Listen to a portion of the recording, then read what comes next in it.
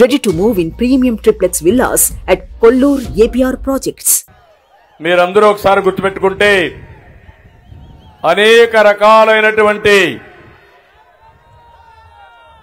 కులాలన్నీ ఉన్నాయి బీసీల్లో కూడా. ఇప్పుడే పవన్ కళ్యాణ్ గారు, అచ్చెన్నాయుడు గారు, లోకేష్ గారు చాలా విషయాలు మాట్లాడారు. 153 కులాలు. మీరు లేకపోతే నాగరికత లేదు, మీరు లేకపోతే సమాజ హితం లేదు. ఈరోజు నాగరికతకు, మన సంస్కృతి సాంప్రదాయాలకి చిహ్నం వెనుకబడిన వర్గాలు. ఒక విషయం మీరు ఆలోచిస్తే, రజకులున్నారు. రజకులు బట్టలు దొక్కపోతే మనం ఇంత బాగా కనపడే పరిస్థితి రాదు, ఈ మీటింగ్కి వచ్చే పరిస్థితి కూడా లేదు. అలాంటి రజకులకు ఇబ్బంది ఉన్నాయి. అందుకే ఎప్పటి నుంచో కోరారు ఎస్సీ జాబితాలో పెట్టమని. తప్పకుండా కేంద్రంతో ఒత్తిడి పెంచి సాధించే వరకు మీకు అండగా ఉంటామని మరొకసారి హామీ ఇస్తున్నాం. అదే మాదిరిగా చెరువులు, దోబీ ఘాట్లపై మీకు హక్కులుండేటివి, అవి కూడా తీసేశారు. ఇస్త్రీ పెట్లు ఇవ్వడం తీసేశారు. టీటీడీ దేవాలయాలు, ఆసుపత్రుల్లో మీకే కాంట్రాక్టులు ఉండేటివి. ఇలాంటి చాలా పోయే పరిస్థితి వచ్చాయి. దోబీ ఘాట్లకు 200 యూనిట్లు కరెంటు ఉచితంగా ఇస్తే దాన్ని కూడా దెబ్బతీశారు. నేను ఒకటి హామీ ఇస్తున్నా, ఈ విధంగా కొరబ,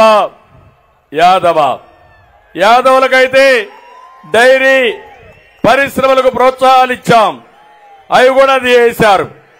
బంజర భూముల్లో పశువులు మేపుకోవడానికి 559 జీవో ఇస్తే దాన్ని అమలు చేసే పరిస్థితి లేదు. వారికి అందరికీ నేను హామీ ఇస్తున్నా, తప్పకుండా మీ జీవితాల్లో వెలుగు తీసుకురావడానికి ఏం చేయాలో చేస్తామని యాదవులకు హామీ ఇస్తున్నా. వడ్డెర చాలా ఎలాబరేట్ గా చెప్పారు పవన్ కళ్యాణ్ గారు, పూర్తిగా నేను ఏకీభవిస్తున్నా. ఏవైతే రాళ్లు కొట్టేదే వృత్తిగా పెట్టుకుని ఆ రాళ్లతోనే జీవితాలు గడిపి ప్రాణాలు పోగొట్టుకున్న సంఘటనలున్నాయి. అలాంటి వారికి ఆ రాళ్లు కొట్టుకునే హక్కు పోగొట్టారంటే ఏమనాలని అర్థం కావడం లేదు. తప్పకుండా వడ్డీలకి న్యాయం చేసే బాధ్యత ఎస్టీలుగా చేర్చాలని ఎప్పటి నుంచో అడుగుతున్నారు. ఇది సాధించి తీరాలి. దీనికోసం పూర్తిగా మేము మద్దతుగా ఉంటామని వడ్డెర కులానికి హామీ ఇస్తున్నా. ఈశ్వ బ్రాహ్మణులు, ఎందుకంటే టైం తక్కువ ఉంది కాబట్టి అన్ని కులాలు నేను చెప్పలేకపోవచ్చు, కానీ ఈశ్వ బ్రాహ్మణ్ గాని, నూర్ భాషా, దూదేకుల ముస్లిం, మత్స్యకారులకైతే 217 జీవో రద్దు చేశారు. మళ్ళీ హామీ ఇస్తున్నాం, 217 జీవోని మళ్ళా తీసుకొచ్చే బాధ్యత తెలుగుదేశం, జనసేన తీసుకుంటాం. ఇవే కాకుండా చేనేత, ఈ నియోజకవర్గంలో చేనేత ఎక్కువగా ఉన్నారు, చాలా ఇబ్బందుల్లో ఉన్నారు. వాళ్ళు నేసే వస్త్రాలపైన జీఎస్టీ వేశారు, అనేక విధాలుగా ఇబ్బంది చేశారు. 217 జీవో రద్దు చేస్తాం. పాత జీవో ఉండేది, దాన్ని కావాలని ఇచ్చేశారు.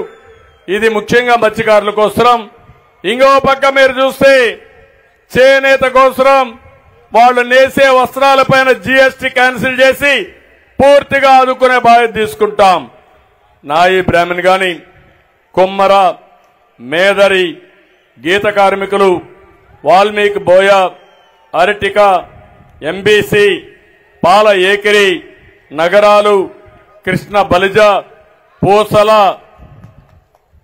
దాసరి, అదేవిధంగా బొందిలి, తూర్పు కాపు, నాగవంశం, గాండ్ల, తెలుకుల, పెరిక, ముదిరాజ్, భట్రాజు, సగర, కళింగ కోమటి, కళింగ వైశ్య, పొందర, కోరాకుల, పాల ఏకిరి, జంగం, రెడ్డిక, అయ్యారక, కొప్పుల వెలమ, గవర, కుంచటి, ఒక్కలిగా, మొదలయ్యార్, అగముడి మొదలయ్యార్, శిష్ట కరణం, చాత్తాడ శ్రీ వైష్ణవ, వీరశైవ లింగాయత్, సూర్య బలిజ, అతిరస, వన్యకుల క్షత్రియ.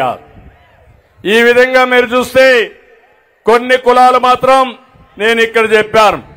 ఇవి కాకుండా మొత్తం 157 కులాలున్నాయి.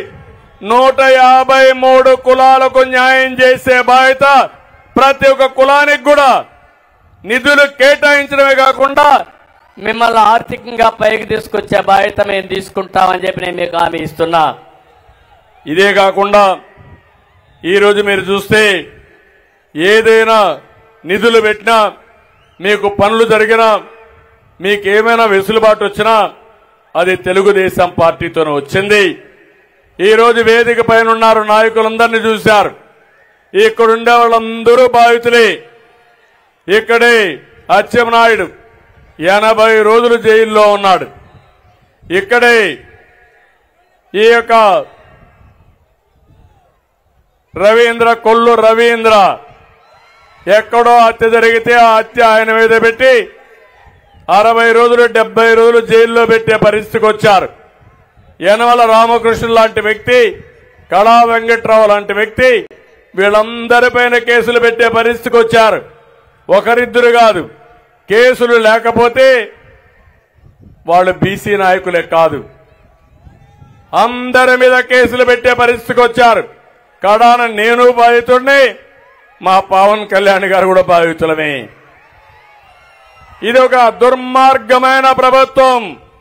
40 సంవత్సరాలుగా ఎప్పుడూ చూడని ప్రభుత్వం.